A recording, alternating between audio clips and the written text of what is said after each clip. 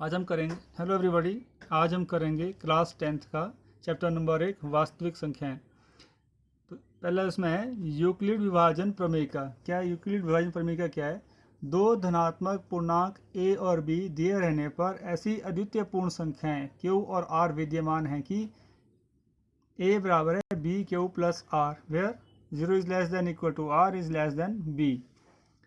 इसको समझिए। देखिए, मान लीजिए हम 11 को भाग देते हैं 2 से, तो क्या आएगा, 2 पंजे 10, शेष बचेगा 1। अब हम 11 को कैसे लिख सकते हैं, 2 गुना 5 जमा 1।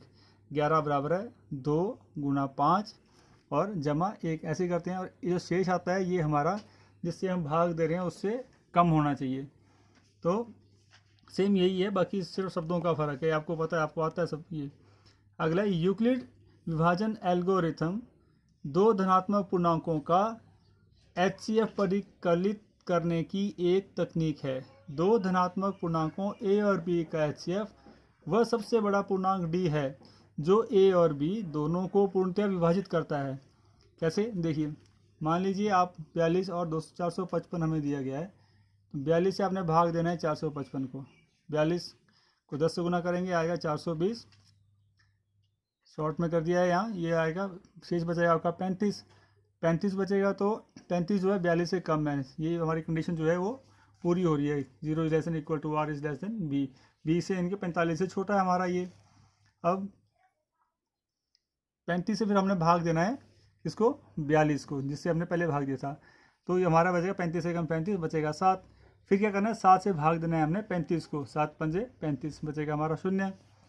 ठीक है, तो हमारा जो शून्य कब आया, जब हमने भाग इससे किया 7 से। 7 से भाग देने पर 0 हो गया। तो इन दो संख्याओं का HCF क्या होगा, 42 और 455 का 7। फिर है आपका अंकगणित की आधारभूत परिमेय। अंकगणित की आधारभूत परिमेय वो क्या है, प्रत्येक भाज्य संख्या को अभाज्य संख्याओं की घातों के गुणनफल के रूप में लिखा जा सकता है। जैसे कोई भी हमारी जो भाज्य संख्या है उसे जो है अभाज्य संख्याओं की घातों के रूप में लिखा जा सकता है। जैसे समझिए, जैसे मान लीजिए है 75। 75 को हम लिख सकते हैं 3 गुना 5 गुना 5, इनके 3 पंजे 15 पंजे 75।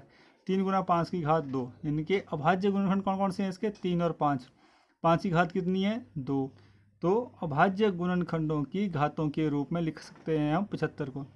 अगला है, एक प्राकृतिक संख्या का अभाज्य गुणनखंड उसके गुणनखंडों के क्रम को छोड़ते हुए अद्वितीय है। अगर हम कोई प्राकृतिक संख्या ले लेते हैं कोई भी, जैसे मान लीजिए यही लेते हैं, तो इसके जो अभाज्य गुणनखंड है 3 गुना 5 की घात 2 ही होंगे। हम ऐसे भी लिख सकते हैं इसको 5 की घात 2 गुना 3।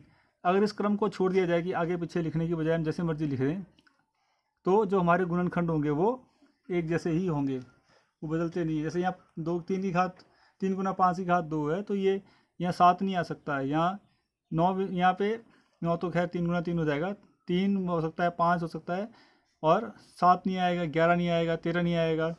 तो ये गुणनखंड जो है इसके भाज्य गुणनखंड यही रहेंगे, बस कि इनका क्रम आगे पीछे हो जरूर हो सकता है।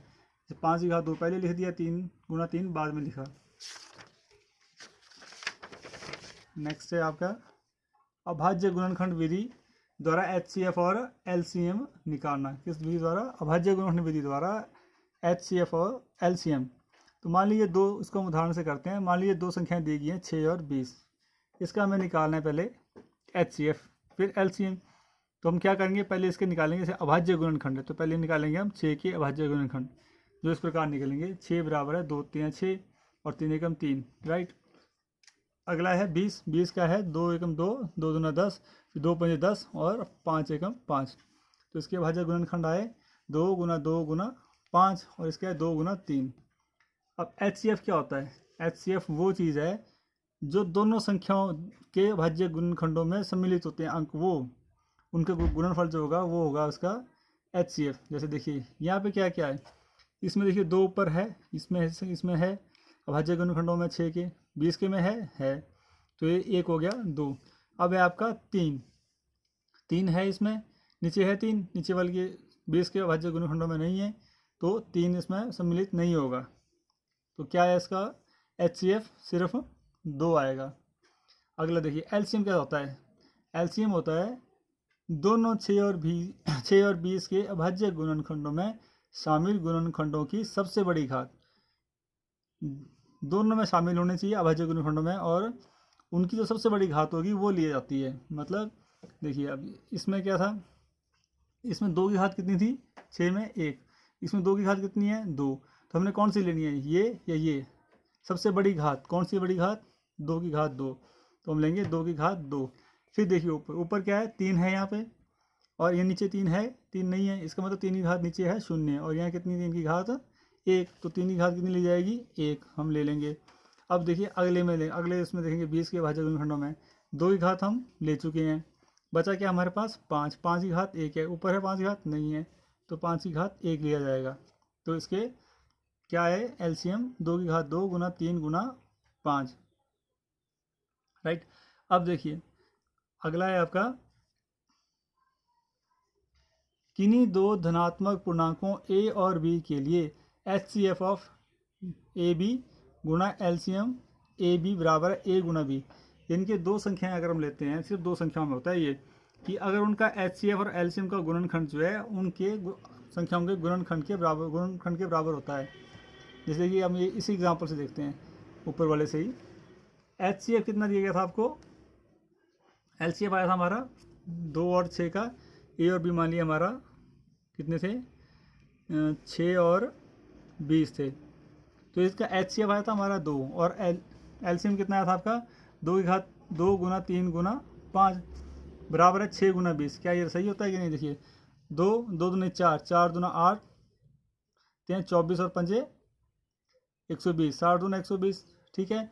इनके दो धनात्मक पूर्णांकों a और b के लिए उनका HCF गुना LCM बराबर है उनका दो संख्याओं का गुणनफल।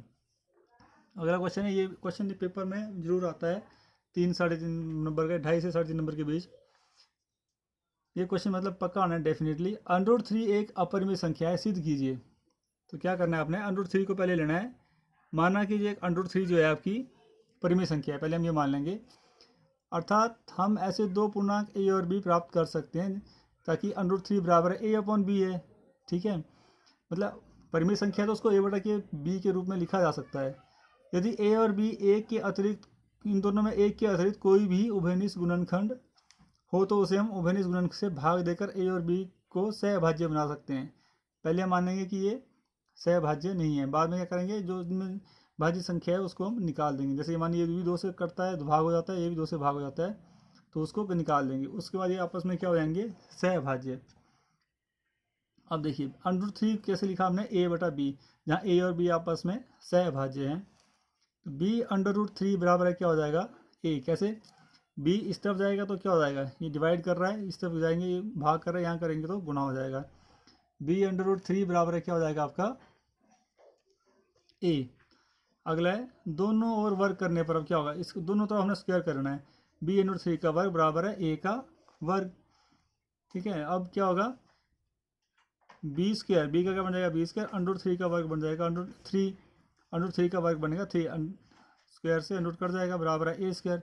अब देखिए 3 जो है a स्क्वायर को विभाजित करता है, 3 जो है किसको विभाजित कर रहा है, a स्क्वायर को विभाजित कर रहा है, 3 × b स्क्वायर बराबर है a स्क्वायर, यानी कि 3 भी a स्क्वायर को डिवाइड करता है और b स्क्वायर भी a स्क्वायर को डिवाइड करता है। इसका ये मतलब हुआ है। अब हमने एक प्रमेयिका की थी कि अगर कोई संख्या किसी संख्या के वर्ग को विभाजित करती है तो उसके वर्गमूल को विभाजित करेगी। इनके 3 जो है a स्क्वायर को विभाजित करता है, इसलिए वो 3 जो है a को भी विभाजित करेगा। ये प्रमेयिका आपने याद ही रखनी है, सिर्फ सॉल्व नहीं करना है इसको। क्या है वो, यदि कोई संख्या किसी संख्या के वर्ग को विभाजित करती है तो वो उसके वर्गमूल को भी विभाजित करेगी। अगर वर्गमूल को विभाजित करती है a, अगर 3 जो है a को विभाजित कर रहा है, यानी कि a जो है 3 का कोई गुणनखंड है। जैसे मान लीजिए 3 जो है 15 को विभाजित करता है, तो 3 को 15 को हम कैसे ले सकते हैं, 3 × 5 ऐसे लिखा जा सकता है। तो अब देखिए a बराबर है, मान लेते हैं वो 3 है और c वो हमारा 5 है, 15 ये हमारा था मान लीजिए, और ये क्या बन गया 3 × 5। तो a को हम 3c लिख सकते हैं, जहाँ क्या है, c जो है एक पूर्णांक है। अब देखिए a के मान को 3b² बराबर है a² में प्रतिस्थापित करने पर हमने क्या माना था, a क्या लिया हमने 3c, इनके a 3c a² क्या हो जाएगा 3c का स्क्वायर। 3b² बराबर है 3 3 जार 3 3 9 c²। अब b² बराबर है 9/3 c², ये कट गया, बचा आपका 3c²। अब देखिए b² जो है 3c² जो है 3, जो इसका मतलब है क्या हुआ, b² जो है वो 3 जो है b² को विभाजित करता है क्योंकि इसका गुणनखंड है, तो 3 जो है b को भी विभाजित करेगा, राइट। तो ये 3 जो है b² को विभाजित करता है।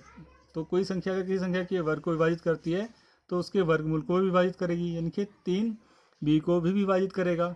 अब 3 a को विभाजित करता है और 3 b को भी विभाजित करता है, परंतु हमने क्या माना था कि a और b आपस में क्या है, सहभाज्य हैं, इसलिए हमने सोचा था कि ये एक परिमेय संख्या है, तो हमारी ये √3 एक परिमेय संख्या नहीं है। आगे देखिए एक और क्वेश्चन आता है पेपर में कि दशमलव प्रसार बताइए, दिए गए परिमेय संख्याओं का दशमलव प्रसार शांत है या अशांत है।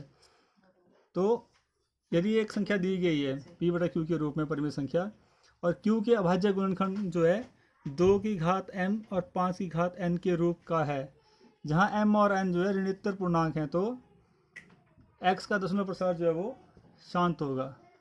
ठीक है, अगर मतलब जो जैसे देखिए एग्जाम्पल लिया 13/200, 200 के अभाज्य गुणनखंड क्या है, 2 × 2 × 2 × 5 × 5, तो 2 की घात 3 × 5 की घात 2, तो ये m और n के रूप में, m n कुछ भी हो सकता था। अगर यहाँ 3 आएगा 5 आएगा तो ये भाग नहीं होगा, मतलब ये दशमलव प्रसार शांत नहीं होगा। अगर हर के जो अभाज्य गुणनखंड है 2 की घात m और 5 की घात n के रूप में, तभी दशमलव प्रसार शांत होता है। ये भी क्वेश्चन पक्का आता है पेपर में, इसको ध्यान से समझ लें। अगर आपको वीडियो अच्छा लगा हो तो इसको लाइक शेयर और सब्सक्राइब करें और बेल आइकन पर प्रेस करें ताकि अगली नोटिफिकेशन आपको मिल सके। Thank you.